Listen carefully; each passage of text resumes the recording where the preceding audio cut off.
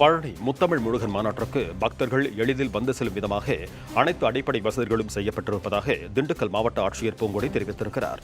திண்டுக்கல் மாவட்டம் பழனி தண்டாயுதபாணி கலை மற்றும் பண்பாட்டு கல்லூரி வளாகத்தில் தமிழக இந்து சமய அறநிலையத்துறை சார்பில் அனைத்துலக முத்தமிழ் முருகன் மாநாடு 2 தினங்கள் நடைபெற உள்ளது.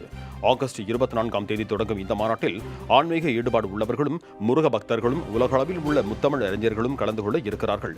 இது தொடர்பாக திண்டுக்கல் மாவட்ட ஆட்சியர் பூங்கொடி வெளியிட்டிருக்கும் அறிவிப்பில் முத்தமிழ் முருகன் மாநாட்டிற்கு வருகை தரும் அனைத்து பொதுமக்களும் எளிதாக வந்து செல்லும் வகையில் அனைத்து அடிப்படை வசதிகளும் மேற்கொள்ளப்பட்டு வருவதாக தெரிவித்தார். மாநாட்டில் கலந்து கொள்வதற்கு அனுமதி இலவசம் எனவும் பக்தர்கள் திரளாக கலந்து கொண்டு முருகன் மாநாட்டை சிறப்பிக்க வேண்டும் எனவும் அழைப்பு விடுத்திருக்கிறார்.